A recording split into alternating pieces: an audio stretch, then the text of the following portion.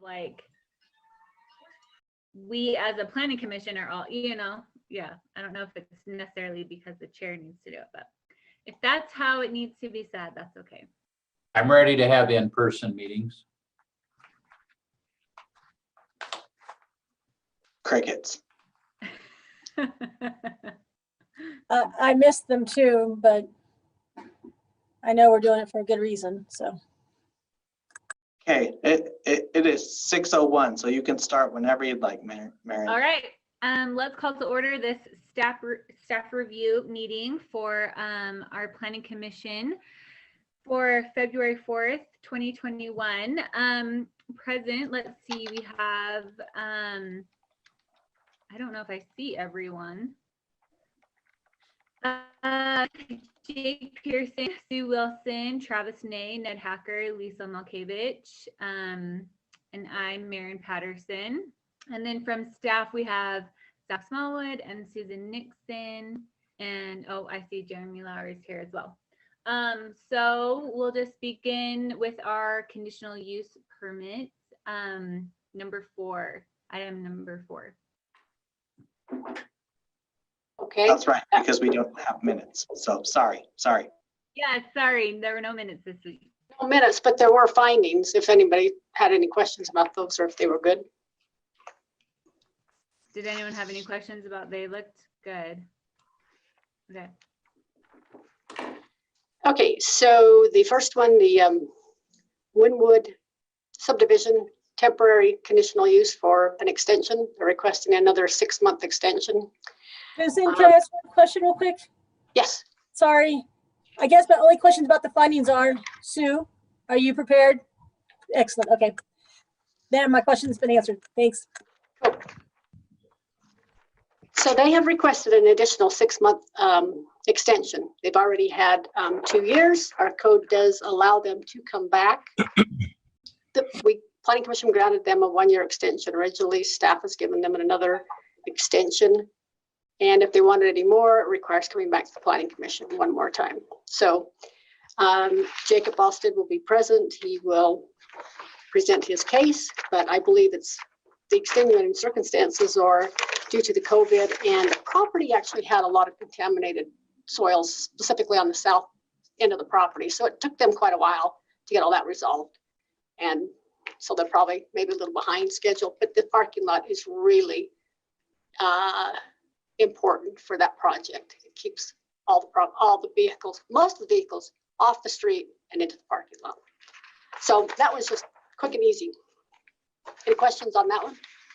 I have a question, Susan. It's unrelated, but do you know what they're going to do to that parcel when the parking lot goes away? Are they going to build another home on it or park? Yes. That will probably be the last home or close to it anyway. Yeah. And I'm not sure how many lots are left. I asked Jacob the other day and he wasn't sure. He cut off the top of his head, said 9 or 10. So they're about done. Yep. Okay, I guess that's Zach next. Okay, great. So next conditional use permit is Master Muffler, electronic messaging sign. Before I jump in, Jared did hop on just for a moment. He needed to talk to you guys briefly about something. Is there any way we can have him interject in this point, or do you want me to wait until after? No, that's fine. Okay, awesome. Then I will turn it over to Jared first. I don't know. Chairman Patterson's "that's fine" was a little unenthusiastic. I don't sorry, feel like... that's wonderful. Oh, that's better. Thank you. Okay.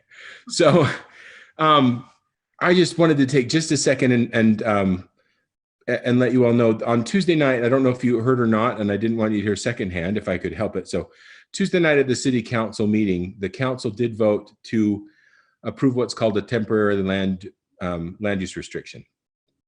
And other cities call it different things, but the upshot is they voted to put in a moratorium. So they've put a moratorium in place for any requests for rezones to mixed use zones, any of our 3 mixed use zones, any requests that for any kind of entitlement for a mixed use project of any kind.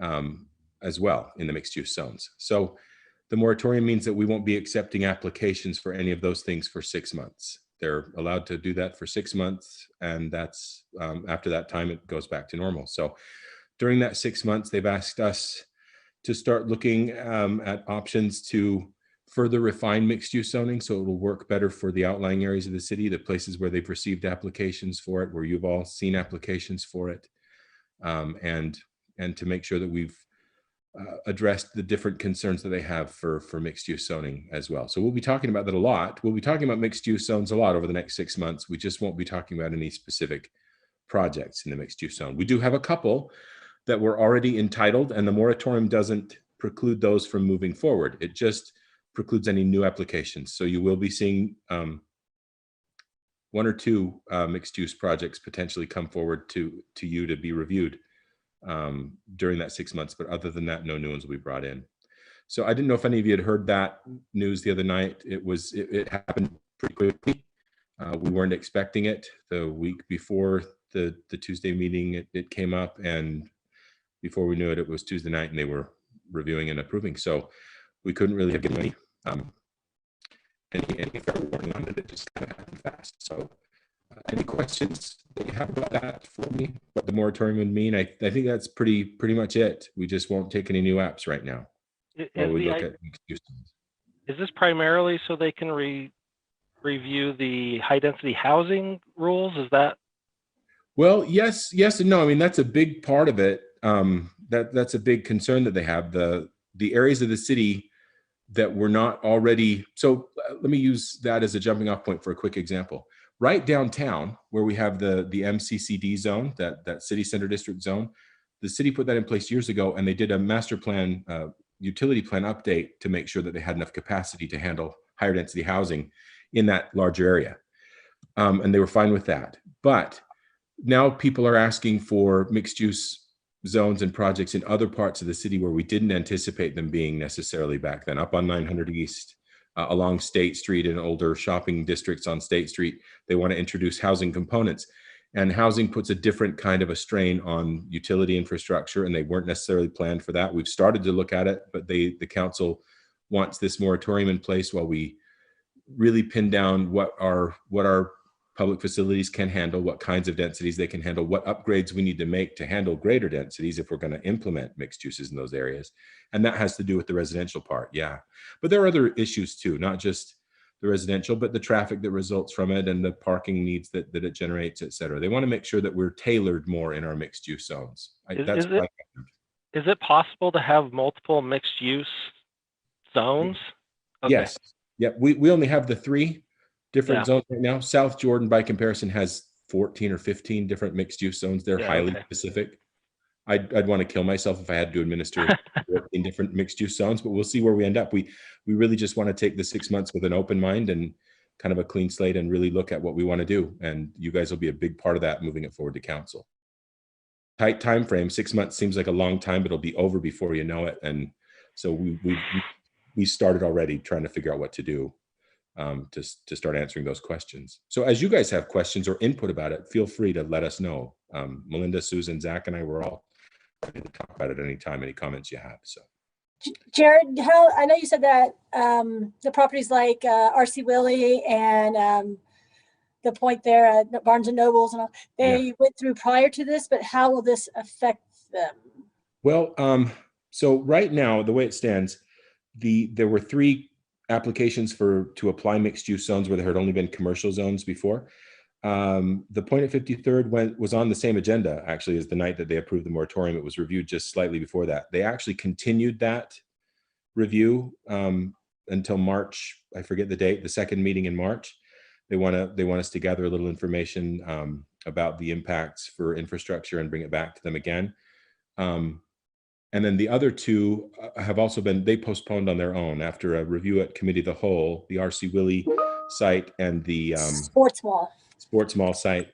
They both on their own volition postponed their applications for the regular meetings because they felt like the response during committee of the whole was trending toward denial. So they wanted to kind of regroup a little bit and see what they thought. And in the meantime, so those aren't affected by the moratorium. They can move forward if they want. Although the decision to implement the moratorium feels effectively like a confirmation that they were looking toward denial. So with that in mind, we're looking at those areas to try to figure out how to do mixed use there in a better way, maybe. But other project applications, we actually have one or potentially two project applications that are vested already, that have made their applications for design review approval, master site plan approval, or what have you, that have the ability to come forward. So because they were already in the process before the moratorium was passed. So. Okay. Thanks, guys. And I will, if you don't have any other questions, I will log off and let you guys finish your pre-meeting and talk to Susan and Zach and have a good meeting. So I'll see you all next time. Okay, thanks, Jared. Bye-bye. Okay, now I'll jump in Go to for it. my item. Thanks for, I didn't want him to just have to sit around and wait to talk to you guys about that. So like you'd mentioned, agenda item number 5 is a conditional use permit to allow an electronic message center sign. This is located, at the Master Muffler off State Street and 6790 South. It's right now there is an existing Master Muffler sign. You probably are pretty familiar with what they look like. The little guy holding out the little thing with the brakes on it. All they're really doing is doing a replacement of that and putting an EMC at the bottom instead of just that change copy. Which allows for differences, that allows them to program it from inside and things like that. So you don't have to see people out in the snow changing it. So that's kind of nice. They have provided all the required information, stated that they'll be able to be dimmed even after installation if they do foresee a problem, anything like that. It's a pretty basic, straightforward application. So I'll just turn it over to, if you guys have any questions about it, I'm happy to answer those. Do you know how tall that building is? The building? Yeah, the building itself. I don't. Okay. I don't think It's a single taller story, than the right? sign. Yeah. Okay. Sorry? Single story building, right? Yeah, I think it's Yeah. only a single story building. I think the sign is technically taller. Yeah. Okay. Do we know if they're going to update his haircut since they're going into the 21st century with the technology? Are they going to do No. his haircut as well, or no? Nope, they're gonna keep the 50s whoosh. Okay. So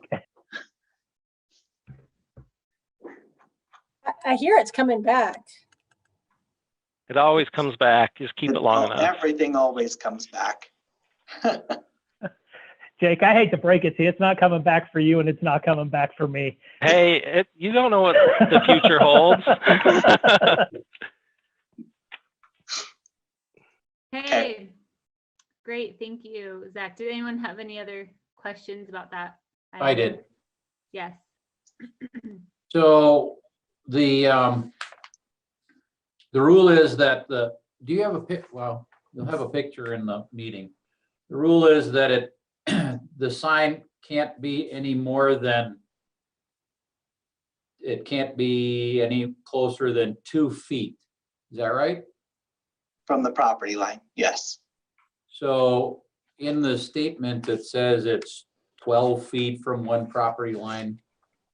And I think the other, but if you look at the sidewalk turns there and it's a lot closer than how they depict it.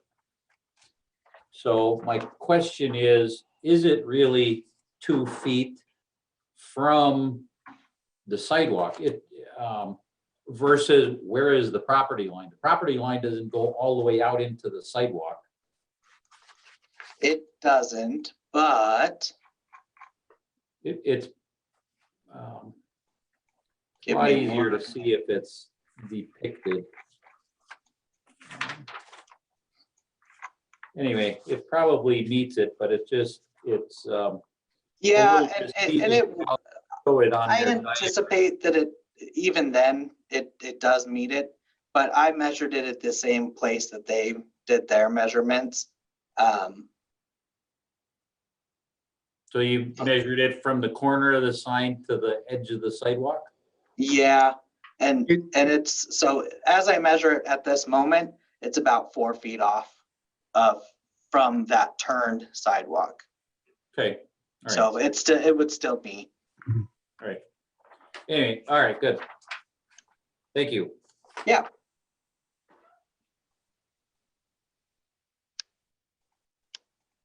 Any other questions on that one?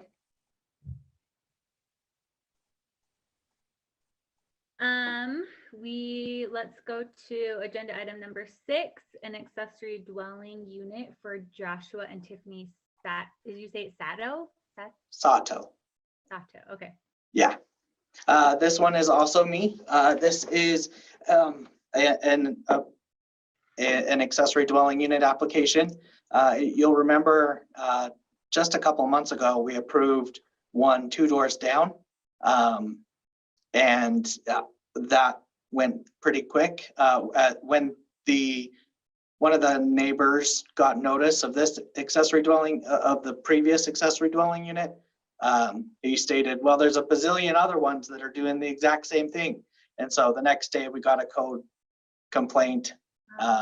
And so you will probably start to see, like, on the next agenda is another one that's on Hillside. So you're going to see a lot of accessory dwelling units on Hillside coming forward. So the primary residence is 2,890 square feet. The proposed ADU is 933 square feet, which is about 30%, I believe. Yeah, 32%, which is less than the 40% and less than the 1,000 square feet allowed by the ordinance. This one only has 2 bedrooms. It doesn't have any sneaky office rooms. It has 2 bedrooms. It's pretty straightforward. They also have an easement in the backyard, a cross-access easement. So that's where they are proposing that any renters park. There is a walkout basement that is included in that as well. Pretty straightforward again. As you know, we do not allow temporary residential rentals like Airbnbs, VRBOs. We don't allow those in Murray City in single family zones. So we have a condition in there that specifically states that. Other than that, it's pretty straightforward. I would like to open it up for Jeremy or Jake or any other of the planning commissioners to ask any questions, because these can be kind of interesting. In reading the report, it looked like they had a history of doing nightly rentals. Is that right, or short-term rentals? It came about from either doing short-term rentals, or, like I had mentioned, we had just done an accessory dwelling unit 2 doors down, and somebody received a notice and said, hey, there's a bunch of people that have these accessory dwelling units and they're having people there. So what's the remedy if someone's doing that? Is they get fined? Do they get what's the remedy? It's complicated, is what it is. So state law says that the local cities cannot use the short-term rental sites as enforcement, as evidence of enforcement. So we can't say, oh, we found you on Airbnb, therefore you cannot be doing that, and we find them. So we are only allowed to act on resident complaints, which are also, usually they're using Airbnb to use that. So it's really gray area that used a lot in the past. I will say we just finished a short-term rental survey, received like 600 comments from residents. And so we're kind of looking at that. We're going to be bringing to you guys a discussion item with some proposed language for a short-term rental ordinance that'll help us enforce it a little bit better than we have right now. Because right now, all it would be is just a code enforcement issue, which I believe is Jared's not here to save me tonight. So I think it's a misdemeanor, a class B misdemeanor. But usually we don't get to that point. Usually most people just say, oh, I'll stop. So that's the really long answer. Okay, so basically, as long as they don't have a nosy neighbor, they can do it, or a complaining neighbor. Yeah, it's all based on, Yeah. neighbor complaint. So if we, if this is, if we approve, can we, in the notes, just state that it's approved, contingent to them certifying that they won't do nightly rentals? Yeah, so when we issue the conditional use permit, it has those 13 conditions applied. So, and number 13 specifically says temporary rentals are not allowed. And that's one of the reasons why Marin, when she speaks to the applicant, she asks him, have you looked at these conditions? Are you able to comply with those? That really sets our record straight. And so that they said, yes, they can apply, they will be able to comply with those 13 conditions. Cool. Which in turn kind of strengthens the reprimand, because if they don't comply, they can lose their license. Right? Yes, most definitely. So Zach, tell me how this is going to help them. It says in the project description that this application will help them come into conformance with the short-term rental, but I don't understand exactly. I mean, are they going to use this as a long-term rental and do away with short-term rental? Is that the idea? That's the intent, yes. Okay. And I've talked to her specifically, and that's her intent, is that she's going to be now turning this into a longer than 30-day rental at a time. Okay. I think some people skirt around that issue by also saying it's a long-term rental that they'll rent out for a weekend once a month. But that meets the city's need as well. So we don't have people coming into that property every 2 or 3 days, having a party leaving, even if they only want to rent it for one weekend and call it a 30-day rental. It still makes the community feel like a community. So.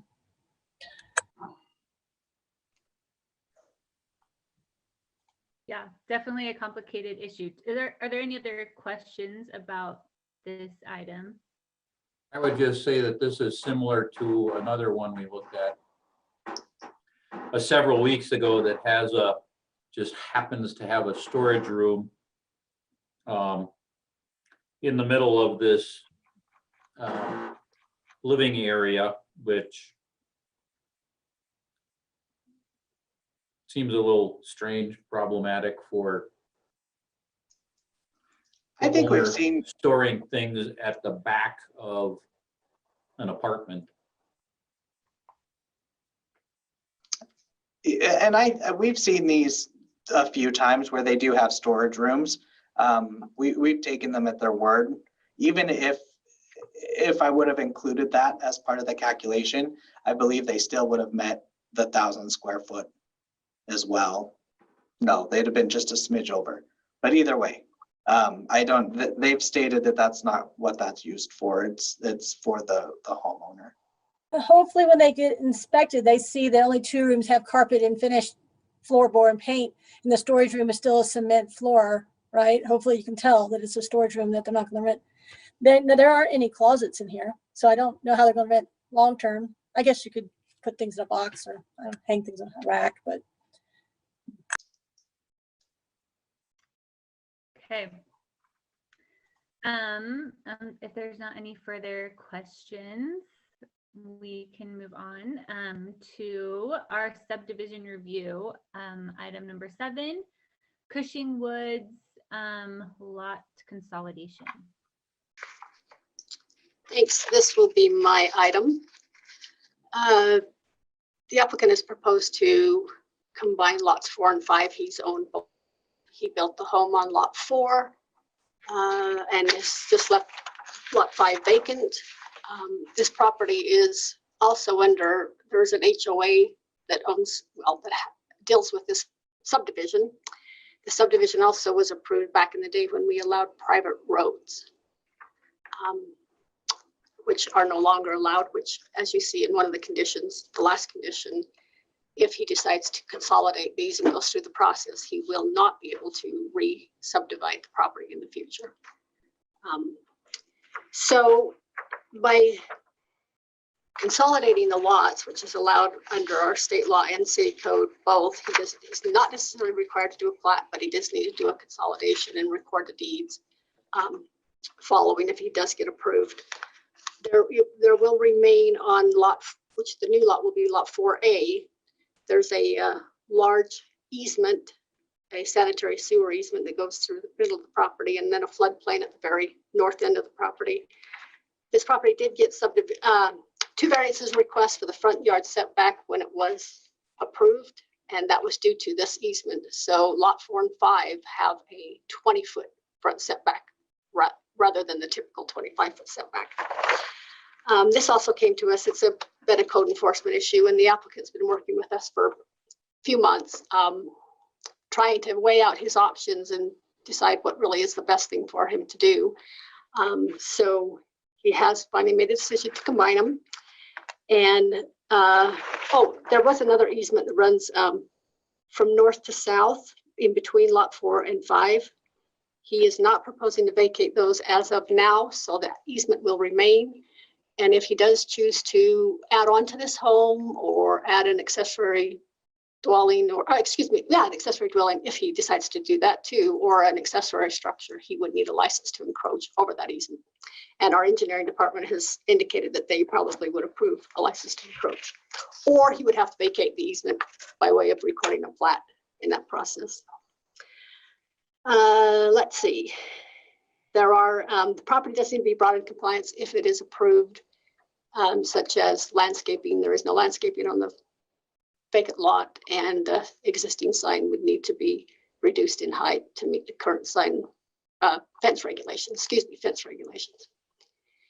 That's a very brief summary. Well, how long would he have to bring the landscaping into compliance with the code? Typically, landscaping is required within 1 year of the lot being approved or recorded. So I would assume he would have a year, but if you wish to have a different time limit, I guess you could discuss that and decide if. I was just curious. Yeah. Lisa, did you have a question? No, I was saying 1 year. Oh, okay, yeah. So yeah, anyway, this is a result of a code enforcement issue, and the property owner's been very willing and working with us, but it's taken some time because he just wanted to make sure he was doing the right thing for him long term. So. Okay, great. Are there any other questions about this? All right. We have a few minutes if we want to. Does anyone want to just take a quick break before we start the meeting? All right, we will end our pre-meeting and just come back in a couple minutes.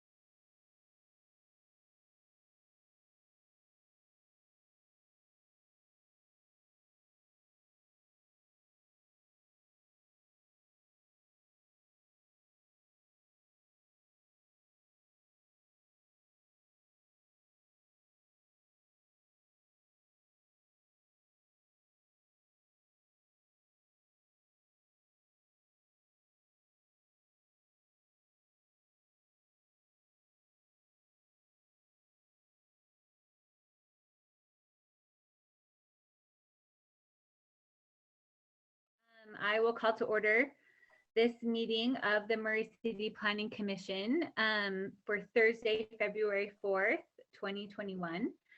It is 6:30 p.m. Present this evening are Commissioners Jeremy Lowry, Jake Pearson, Sue Wilson, Lisa Malkiewicz, Travis Ney, Ned Hacker, and I am the chair, Maren Patterson. With staff this evening, we have Zach Smallwood, Susan Nixon. I think Bryant Farnsworth is on.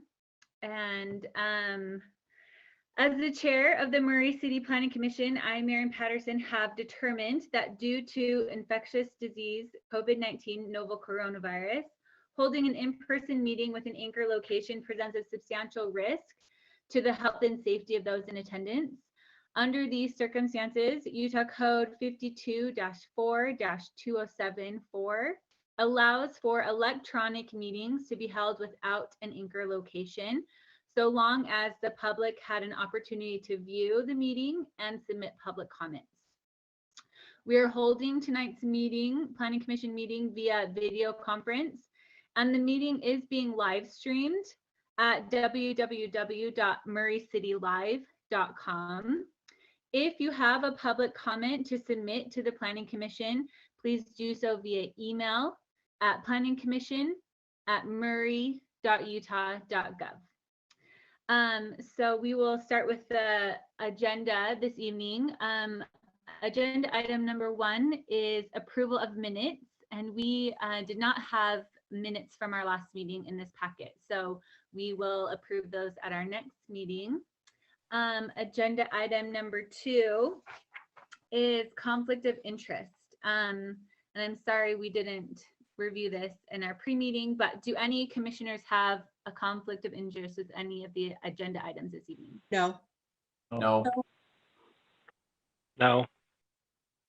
And I myself do not have any conflict of interest for this meeting. So we'll move on to agenda item number 3, approval of finding of fact. Have the commissioners had an opportunity to review all of the findings of fact and conclusion? Yes. Yes. Okay, we Yes. Yes, they have. 2, one for Access Auto Brokers for a conditional use permit to allow the vehicle sales, and Depot Commercial LLC for a temporary conditional use permit for a mobile office building on their property. Is there a motion for these finding of fact? Yes. Madam Chair, I'd like to make a motion to approve the findings of fact for a conditional use permit to Jamie Hansen doing business as Access Auto Brokers Auto Sales located at 4555 South Commerce Park Drive. And a motion to approve a temporary conditional use permit for Clint Tolman doing business as Depot Commercial LLC to allow a mobile office building at 232 and 248 West, 4860 South. Wonderful. Is there a second? I'll second that motion. Great. So I have a motion by Sue Wilson to approve the finding of facts for those 2 conditional use permits, and a second by Ned Hacker. All in favor? Aye. Aye. Aye. Aye. Are there any opposed? Okay, we will move on to our conditional use permit portion of our agenda this evening. Windward Subdivision is requesting a 6-month extension for a temporary parking lot for a model home located at 709 West Windward Park. Is the applicant here in our meeting this evening? Yes. Okay. We will have our staff report by Susan Nixon. Thank you. I will hopefully share my screen.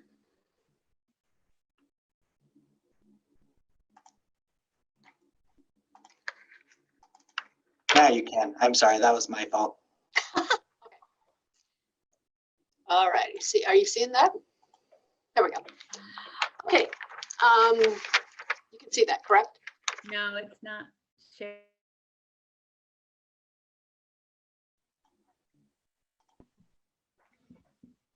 Oh boy. Want me to sneak over real quick? Yep, you might have to. Okay, hold on. Mask, Zach.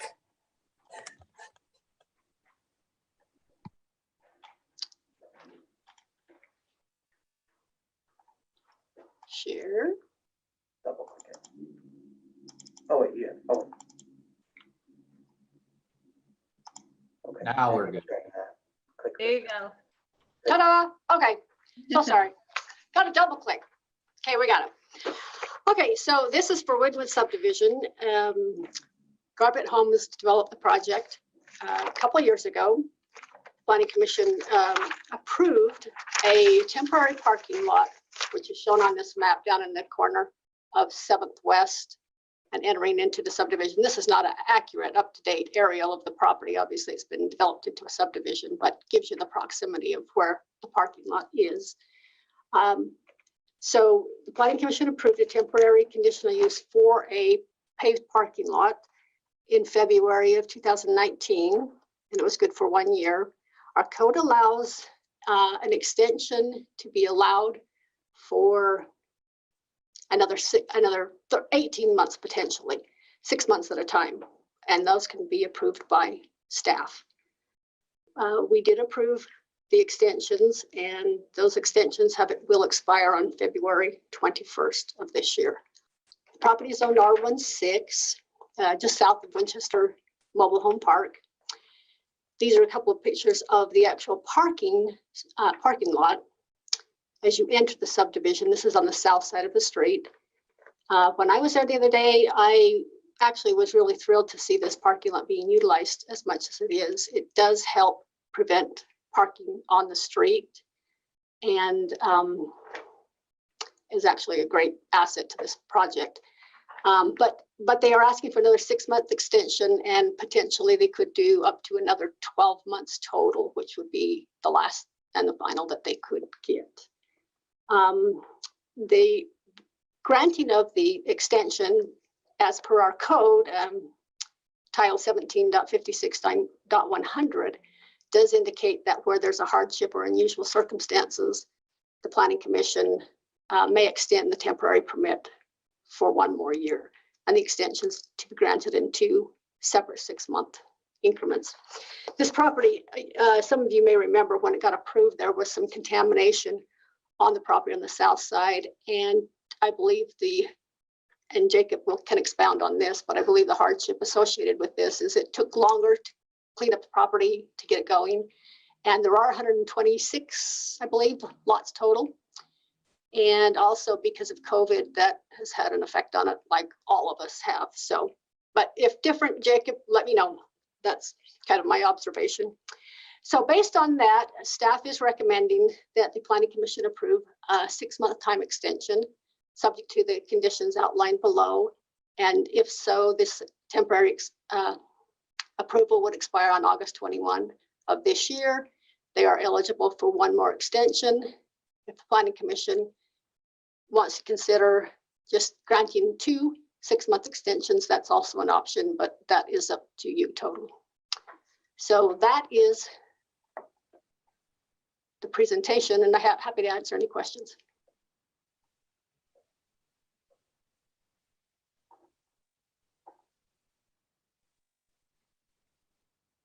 Okay.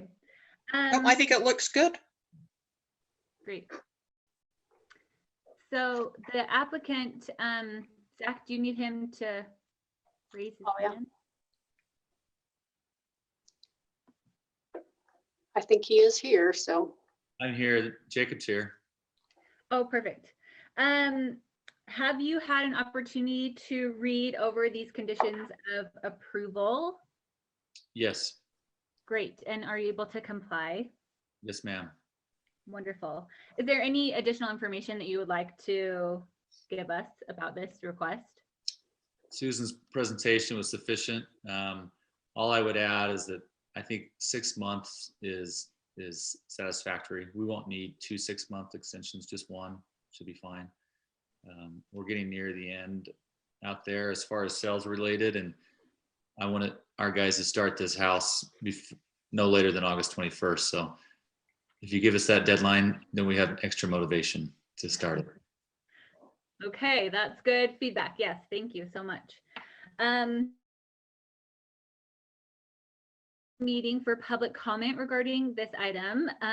If you would like to make a comment on this agenda item, you may do so by emailing your comment to planningcommission@murray.utah.gov. Or if you are participating in this meeting via Zoom webinar registration and you may wish to make a live comment, please click the raise your hand button. If you are making a live comment, we ask that you limit your comment to 3 minutes. And if you have already submitted an email comment regarding this item, it will be read into the record during the public comment portion, and we ask that you do not make any additional live comments. Have we received any emails or anything regarding this application so far? No, I don't believe so. Okay. We haven't received any previous to tonight's meeting, and I don't see any email comments. Okay. Well, we'll just leave the public comment open for just a minute in case any come in. Has anyone raised their hand or anything, Zach? Okay.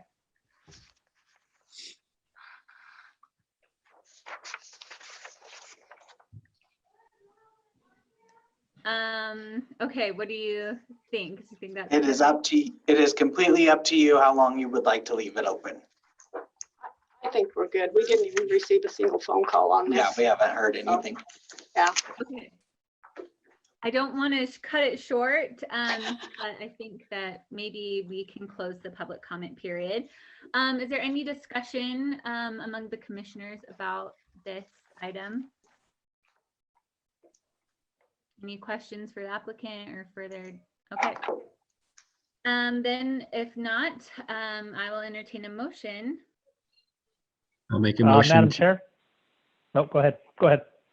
I'll make a motion to approve the 6-month extension of the temporary use commit for the property at 709 West Windward Park Drive. Great. I'll second. To the conditions. Pardon me, point of order, with the 5 conditions as discussed. Can we add that to the motion? Mr. Yes. Lowry? Yes, absolutely. Thank you very much.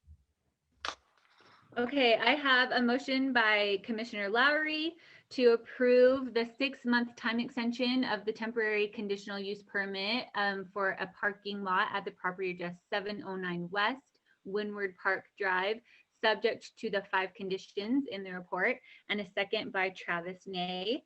Is there any additional comments or discussion on this motion?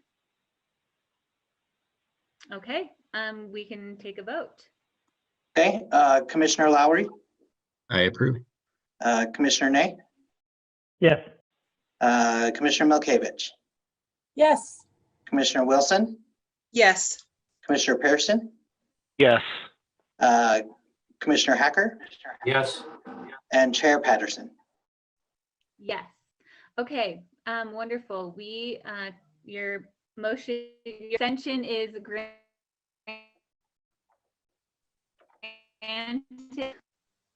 Oh, sorry, my bad. Motion passes and good luck with your project. Thank you. So Planning Commission. agenda item number 5, master muffler electronic message sign. And we'll have a presentation by Zach.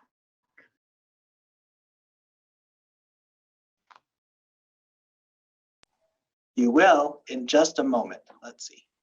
All right, can you guys all see my screen? Yes. We are not Wynwood anymore, so here we go. All right, so agenda item number 5 is master muffler, requesting a conditional use permit for electronic message center sign at 6790 South State Street. You can see here an aerial. 6790 is the cross street, State Street going north and south. It is located in the CD zone that does allow for electronic message center signs, subject to obtaining a conditional use permit.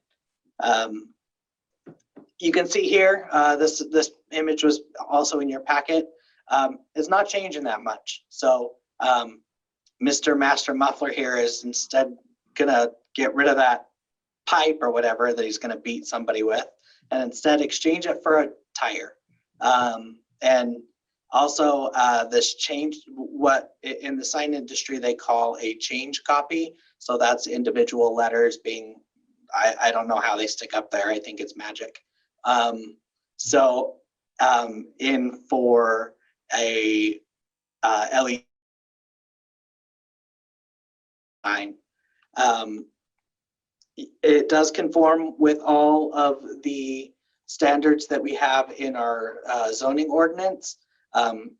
I had to go out, well, I didn't have to go out. I used a software to make sure that this entire little guy added up to the adequate amount of sign face that is allowed per area. So I did verify that. And the applicant, I believe it was included in with your packet, has stated, has addressed all the items that was required,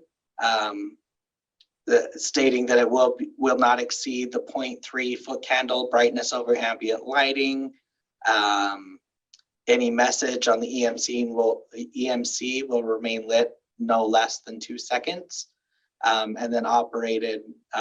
It will not be operated between 10 p.m. and 6 a.m. the next day, except for a static image. And then also 5% of the time of the EMC is used for public messages. Typically that's the time and temperature, as we've learned so many times in the past. And as just a little comment, Midvale City has put up a new monument right across the street from my house. So now from my bedroom, there's a great big bright sign. So that's neither here nor there. Sorry, that was me venting a smidge. So we are recommending approval for this sign. Oh, I'm sorry, the setbacks here. The setbacks are a minimum of 2 feet off of the property lines. In the pre-meeting, I just want to clarify, Commissioner Hacker brought up whether this is truly 12 feet from here to here. I did do a quick measurement and we were about 4 feet off on the aerial that I measured, 4 feet off from here to here, and then about 6 feet from here to here. So this drawing is a little off, but it still meets the setback requirements. So with that, we are recommending that the Planning Commission approve the conditional use permit for the EMC sign, subject to the 3 conditions before you and within your staff report. So any questions for staff at this point?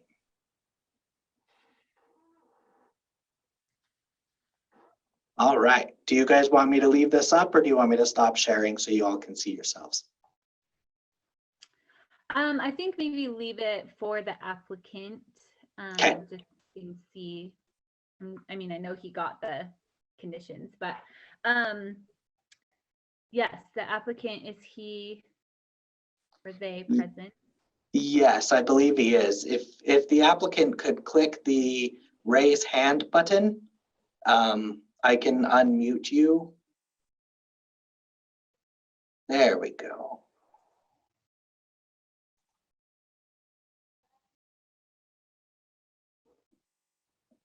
Hello, I'm here. Can you hear me all right?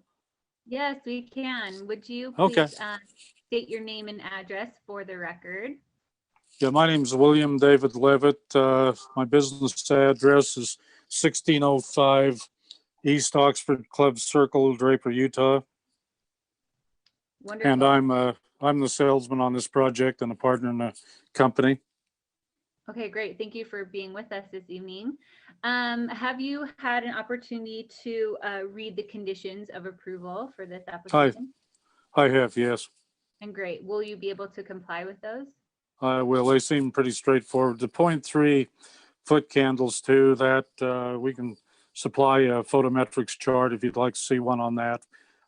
So you can see the distance, 58.8 feet, according to your formula there, away from it at 0.3 foot candles. Yeah, that's easy. The software itself also intensifies or diminishes the brightness of the message center. So that's adjustable from the computer. So it's nothing that's set that can't be adjusted. Wonderful. Is there any other additional information you would like to give the commissioners about this project? No, I think it'll be a great upgrade to the area down there. The sign they got's pretty old and bad looking. So this will be a beautiful sign. We did one similar to it in Layton, Utah. And what we did up there, it did nothing but make the community look better driving down the road up there. Like I say, the old one was rusty and then bad look. Wonderful. Okay, we will have you, in case there's any questions during the public comment, we'll have the applicant stay with us. But at this time, I will now open the meeting for public comment. If you would like to make a comment on this agenda item, you may do so by emailing planningcommission@murray.utah.gov. Or if you are participating in the meeting via Zoom webinar registration and you wish to make a live comment, please click raise your hand. If you are making a live comment, we ask that you limit your comment to 3 minutes. And if you have submitted an email comment previous to the meeting, it will now be read into the record, but we ask that you do not make any additional live comments. Zach, did we receive any emails or before the meeting about this item? No, I received a phone call between when your packets went out and now. I apologize. I don't remember the gentleman's name now off the top of my head. But he just had general questions about it. I explained kind of how the foot candles work and everything, and he was completely fine with it. And yeah, there was no concerns there. But other than that, I have not heard anything. Okay. We will, we invite anyone, if they want to make a comment regarding this item, that they can raise their hand now, and we will leave it open to any emails that come in. It does look like there is a hand up, so I will. Hey, Zach. Yeah. We did receive actually one email from a Joanne, don't have a last name. And if you don't mind, I'll just hurry and read it. We did receive this on Saturday, January 23rd. She states, I'm in favor of this request from William Levitt to change the sign at Master Muffler. Electronic messaging is beneficial to the area, and I see it as a plus for the neighborhood. Master Muffler has been an exceptional business, always cognizant of best practices, friendly, kind, and clean. And she's a resident at South 67 Condos. Great, thank you. And it looks like we have a Brian Everill that rose his hand, and so he is allowed to speak now. Brian Everill, just owner of the Master Muffler there in Murray. Wanted to thank the council personally for the consideration, and I'm super glad you guys like his haircut.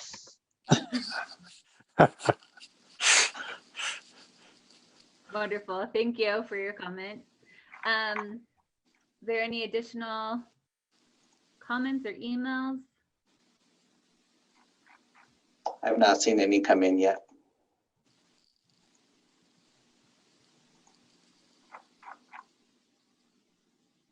Okay, well, I will close the public comment period for this application. Is there any discussion for the commissioners about this project?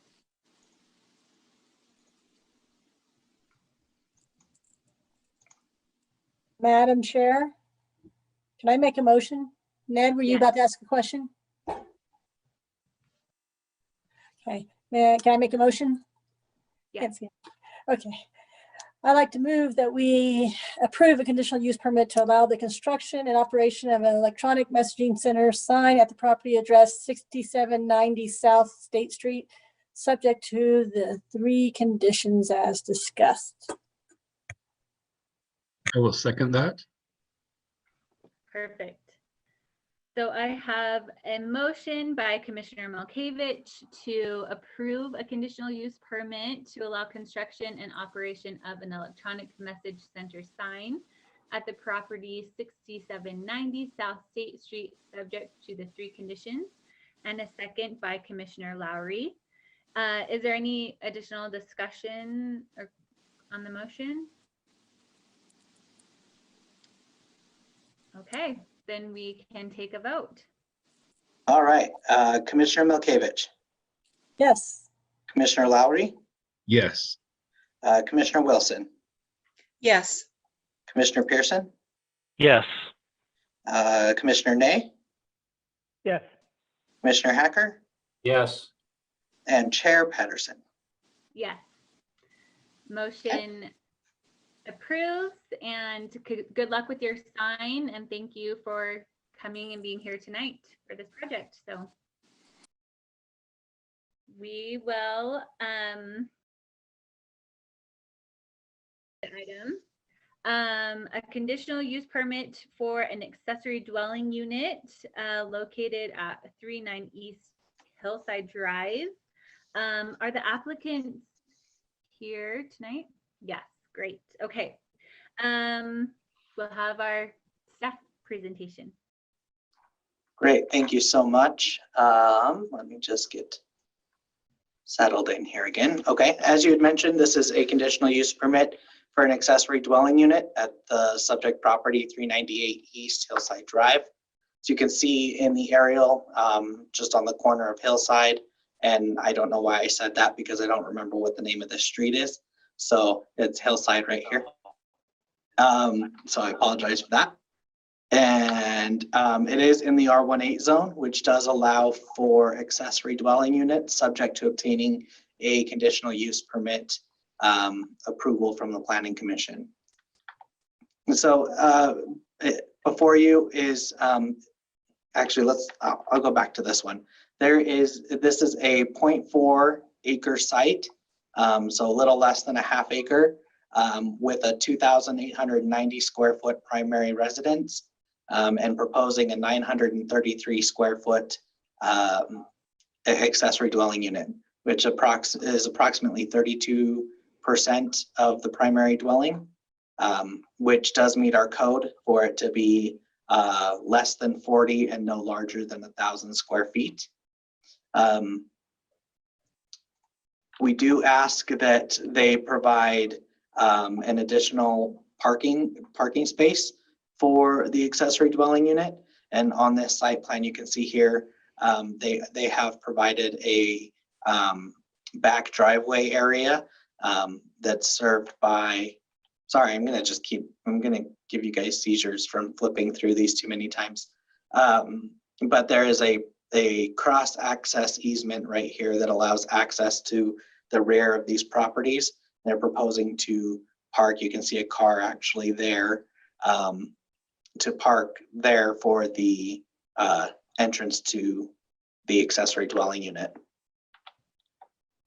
So now I'll move on. So it gets a little twisty. So the site plan is faced with north at the bottom and south at the top, but the floor plans, now we've kind of flipped that. So the front is on the north, and the back of the house is at the bottom, at the south end. So this is the primary dwelling area. So this doesn't apply as much, just gives you a little bit of background information. This is more what we like to see, which is the actual floor plan of the accessory dwelling unit. You can see the living room, a kitchen, washroom, and storage with a hallway with 2 bedrooms and a bathroom. And the entrance, as you'll see on the next slide, here I found these cool aerial photos. You can see the entrance right here. There's a little white door, and then you guys are in my way, so I can't see that. So there is the door on this one as well. So it does meet all the requirements of the land use ordinance for accessory dwelling units. So we are recommending approval of this conditional use permit. subject to the 13 conditions as outlined in your staff report and on the screen here. Any questions I can answer right now?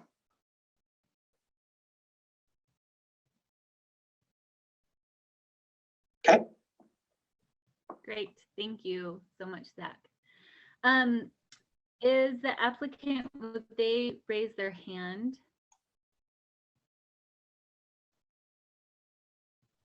Hi, I'm here. Sorry.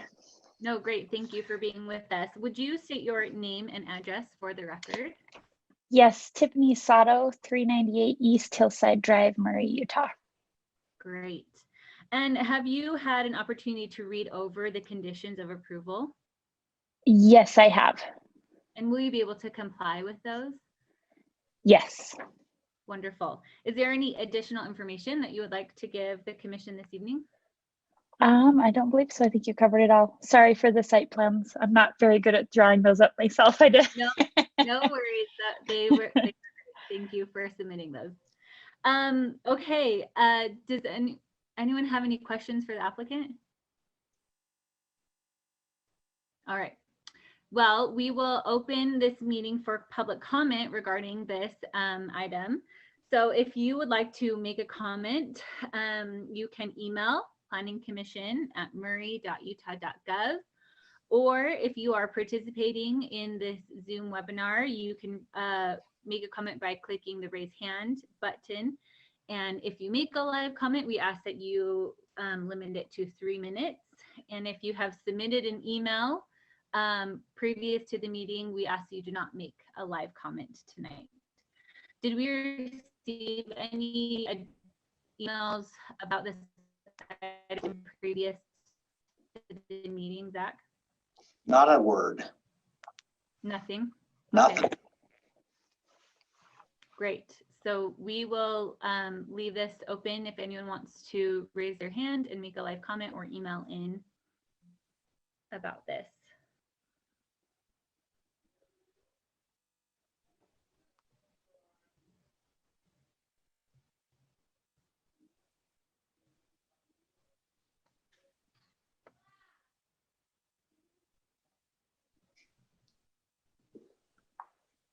Yeah, I haven't seen anything come in yet. Okay. Well, with that, then I think we can probably close the public comment portion. And I will, is there any discussion or a motion about this item?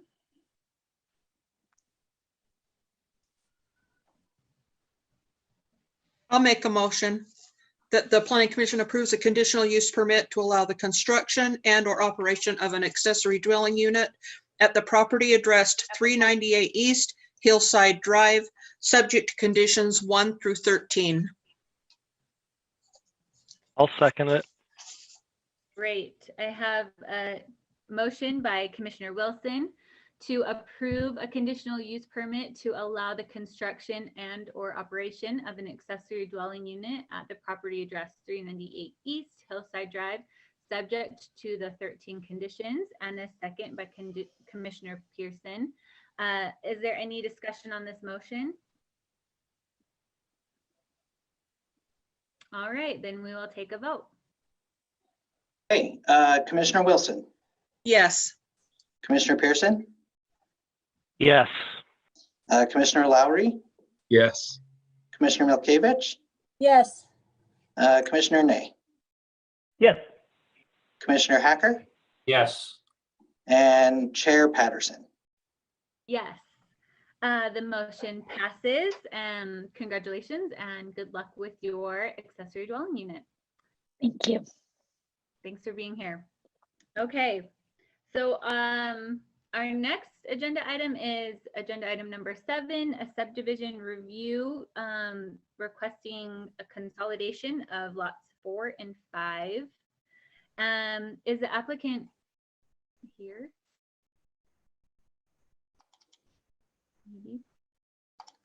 Well, we will have our staff report by Susan Nixon, and then maybe they can. Okay. think, Zach, you need to turn it over to me. Unless you want to run it. That's okay too. Okay, thank you. This is a application for Cushingwood subdivision, amendment to lots 4 and 5. The property is located just off of 4800 South and about 800 East. There's 2 lots at the very end of the subdivision. Subdivision was approved in 2005, and it was approved with the road here is a private road. Back in 2005, we allowed subdivisions to be approved with a private road. There's also an HOA associated with this subdivision that does have restrictive covenants. State law does allow the combining of 2 lots when they are in a subdivision with planning commission approval. And they do not necessarily have to record a plat. They can, but they do have this option of doing a lot consolidation and recording deeds afterwards, if approved by the planning commission. It is located in the R18 zone. The 2 lots view of the original Cushingwood subdivision, and it would be lot 4 and 5 here at the north end. There is a large sewer easement that runs along both of the lots here, and those easements will stay. And because of those easements, the Board of Adjustments granted front yard setback variances for these lots, and the lots are minimum is a 20-foot front setback, where typically it would be 25 feet. Over here is the exhibit of combining of the lots 4 and 5, which would make lot 4A. Lot 4A would then, if they are combined, is 0.57 acres, which is more than adequate for what they need for the area. On lot 4 is a dwelling, as you can see, and on lot 5, which is actually to the right here, is a vacant property. This proposal actually is a result of a code enforcement issue. I've been working with Mr. Hall for a few months, and so has our code enforcement officers, to try to bring this into compliance. It's taken a little longer than probably typically, because I think Mr. Hall has done an excellent job of researching, and he wanted to make sure that what he decided to do would be the correct thing for him long term. And just recently decided that he would pursue combining the 2 lots. Let me go back to this again. There's also an easement that is between lots 4 and 5, and that easement will remain if he chooses to add on to the existing home or add an accessory structure or possibly even an accessory dwelling unit, if approved. He could apply to get a license to encroach over this easement, or he would have to come back and vacate that easement through a plat amendment again. And he's aware of all these. So here's a view of the vacant lot, which is lot 5. And it does have, you can see, an accessory structure and a playground. And over here, a motorhome, which is on a paved, it is paved, that is parked on, which is required by code. And then I'm just going to review a couple of the issues with the property. Because of the variance that was granted for the front yard setback, any landscaping and fencing would also coincide with the 20-foot setback. So the frontage landscaping for the lot would be the first 20 feet of the lot and would have to be installed. Typically, landscaping needs to be installed within 1 year of the subdivision approved or the lot approved. So he may, I guess, it would be up to you if you decide to have a different time frame for that. There is also a, let me go back to this. The fence here, which is on lot 5, is a 6-foot fence with a wrought iron gate, and it is up to the property line. Currently, that does not meet our fencing regulations.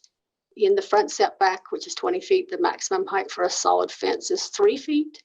So he would need to modify this fence, reduce it in height, and bring it into compliance. Let's see, what else? Any vehicles parked on the, as I said, parked on the vacant lot does have to be on a hard surface. And let's see, there were a couple of other issues with that. Let's see. There is one section of the code where it talks about accessory buildings or structures. This is in section 17-100-090 of the R18 zone that does say accessory buildings or structures shall be compatible with the exterior color and materials of the dwelling or shall utilize earth tones. So I don't know if Planning Commission wants to consider any of that or if we can really impose that. I don't know for sure. I don't know that we really have in the past too much, but that question has come up with a couple of the HOA neighbors.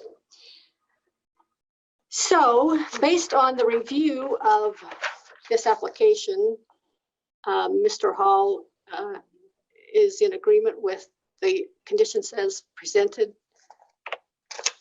there, conditions 1 through 10. And I've discussed these with him. He is good with them. The one condition that I would like to emphasize is condition number 10, where it states that allows creation of new residential lots on private roads. So therefore, if this is consolidated, if Mr. Hall does go through with this and does consolidate the lots and records it, he will not be able to subdivide this property in the future. And I'm happy to answer any questions you may have. Susan, I've got a question. Okay. I noticed in my packet, I don't have a notarized copy of the application. Is that necessary, or do you have one, or do we not need to worry about that? Good question, actually. On the lot line adjustment / consolidation document, we don't require a signature for the actual application, but in the if the Planning Commission approves it, I draft a document which is called Notice of Approval. And at that point, any owners, or in this case, it's just Mr. Hall, the owner or owners are required to sign that, and that is notarized, has to be notarized. And also the city approval has to be notarized, along with city signature has to be signed and notarized also. And then that is what's recorded at the county. So ultimately, we will get their signed, notarized signature. Okay, thank you. You're welcome. Great questions. And then, Ms. Patterson, I'm sorry, I have two questions. Can we go back actually to the image that shows the front of the existing home and the drive access? So that picture right there. So can you help me understand what would be required of the fencing change on the new lot? Yes. So this home, I'm not sure of the exact setback, but I'm going to guess it's probably close to 20 feet just because of that variance and the setbacks that were required. So the fence that's along here is actually, go back here, it is right this section here of lot 5. So the home on lot 4A is about in this area. And the front yard would then be, front yard would then be basically here, straight across. Okay. This front area. And then with that, does the accessory dwelling or the accessory building that's currently on lot number 5, it would be in conformance once the lots are consolidated? Yes, because it is technically in the side yard. I guess we'd have to check to make sure that it's not on the easement on the east side. Would have to review that. If this does get approved, that would have to be addressed for sure. Yeah. Okay, thank you. You're welcome. This is Nixon. That was my question about the accessory dwelling. Do they, I think, has that accessory dwelling gone through the proper procedure to be approved? And if not, that would be something that still needs to occur, but not coinciding with this item tonight. Yeah. Mr. Hall has not actually applied for the ADU at this point. That was one of the issues, he really needed to decide whether he wanted to keep the lot separate and build a home on this lot or consolidate it. And based on if he consolidated it, then he may decide to have an ADU. He hasn't really decided at that point. That's why it kind of took him a while, and he was communicating with the HOA members and trying to make sure they were okay with it and letting them know that he was working on this. So he would have to come back and apply for an ADU if he decides to do that, or if he decides to add on to the home. That would have to be reviewed either by staff or ADU by the Planning Commission. He hasn't decided about that yet. No. That little blue house might just be his fishing cabin because it's right on the creek. That might just be where that's where the fishing poles are. There you go. That's actually for his grandchildren, I believe. That's what he put it there for, but he can expound on anything that, yeah. So that's cute. It is cute, but the color of it would be addressed at the time of when he's getting the ADU request to have it approved or not approved, right? Not tonight, right? Right. Well, that would not be the ADU. I think it's more of a playhouse. I don't think it would even come close to ADU. Well, I shouldn't say that. It probably would have to be upgraded or changed, to meet actual building code issues. But so that will have to be addressed. And if he does decide to do an ADU, that will be factored in as far as the location and if they meet setbacks, etc. Right. That's all kinds of interesting questions, because I think maybe I'm not looking at it right, but I think there's a power box on the side of it, so it looks like it's up and running. It looks livable. It's good. Yeah, good for them. You know what it is? It's an accessory building, not really an accessory dwelling. It's an accessory building, like a shed, like a shed structure. Yeah. Yeah. Really, I don't think like Susan said, it's not really an ADU at this point. Oh, right. It is not an ADU. Sorry, Sue. It is but definitely not. But regardless of the fact, it's an illegal building at this point in time because it's on a primary lot and there's not a primary structure. It is an accessory unit. My understanding, though, is him consolidating the lots would make it now just an accessory building on one lot, right? He'd be in compliance. Yep. Yes. Yep. Yes. Okay. Yes, which is what he wants to do. So yes, by consolidating it, it would at least make the accessory structure accessory to the main dwelling, where now it is not. It's not. Okay. Right. Wonderful. Are there any other questions? Okay. Well, is the applicant present? I do not see him on. Okay. That is interesting. I actually emailed him today and he said he was all on board and was aware of the meeting tonight and would be here. So I'm surprised he's not here. Well, we move forward anyway, right? Okay. We will now open this application up to public comment. So if you would like to make a comment on this agenda item, you can email planningcommission@murray.utah.gov. Or if you are participating in this meeting, you can make a live comment by clicking raise hand, and we ask you keep your comment to 3 minutes. If you have already previously submitted an email comment, it will be read into the record now, but we ask you don't make any additional live comments. Susan, did we receive any emails before the meeting? Yes, we actually received 2. Both are residents in the subdivision, and one particularly is the president of the HOA, and I believe Zach is going to read those comments for me. Thanks, Zach. Yes, I will be reading those. So we received the first one today, Thursday the 4th at 1:46 from, excuse me, Craig Ames for Cushing Woods HOA.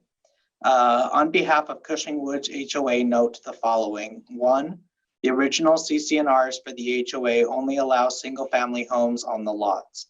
We are disappointed that approval of combined lots overrides the HOA CC&Rs and thereby allows a use of Lot 5 that does not meet the CC&R requirement for a single-family dwelling. 2, Lot 5 has been a vacant lot from initial approval back in approximately 2005. Lot 5 has since been used for illegal accessory uses. City code enforcement has ignored the illegal accessory uses. Approval of combining the two lots as is amounts to a complicit approval of illegal accessory uses. We are pleased, however, that accessory uses on the larger lot will now clearly have to meet R18 zoning requirements and be more manageable.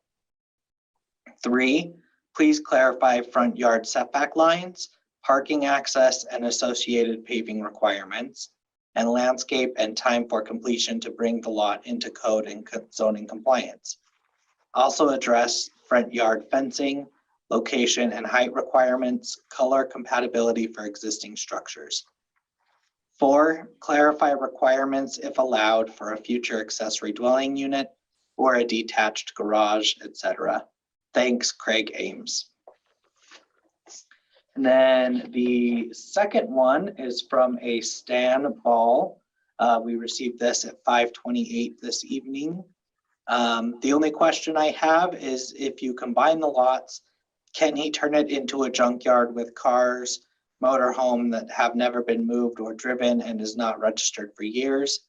They drive in the mud and track it all the way up to 4800 South. Would he have to pave a driveway to drive on? I am not sure what the rules would be for that use, for the use of the lot.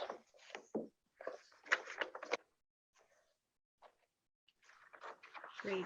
Are there any raised hands, people that would like to make a live comment?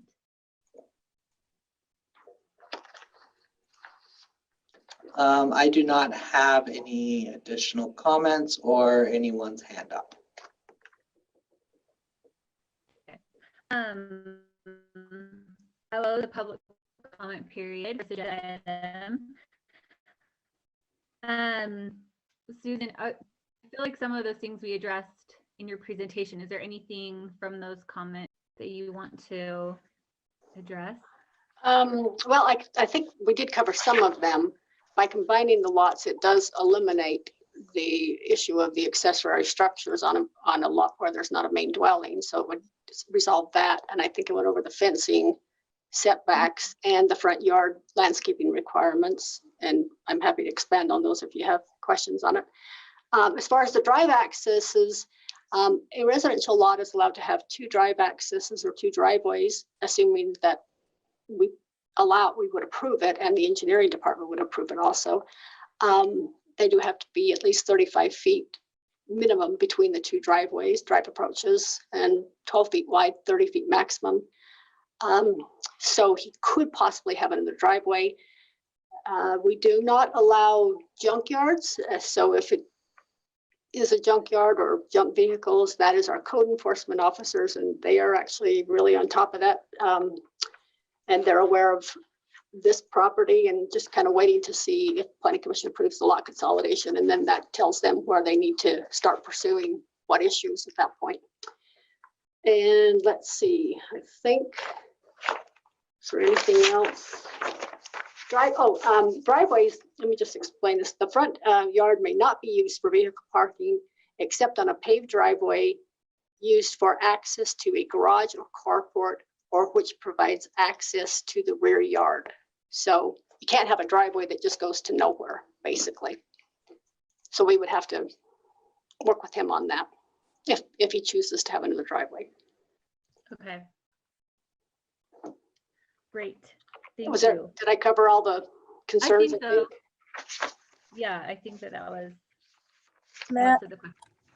Madam Chair, Mrs. Nixon, do we have anything to say about CCRs versus city ordinances? Good question. CCNRs are totally separate from city regulations. We do not enforce CCNRs. So that's up to the HOA if they want to pursue that. All we can enforce and regulate are city codes. Great question.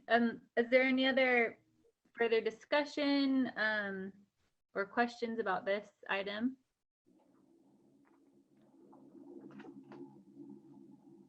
Any thoughts? All right, then I will entertain a motion.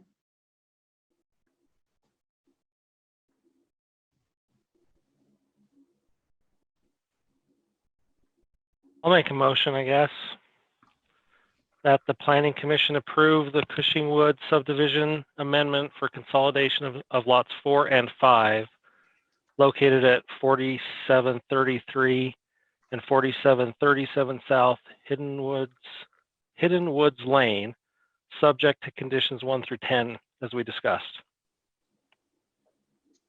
I'll second that motion. Great.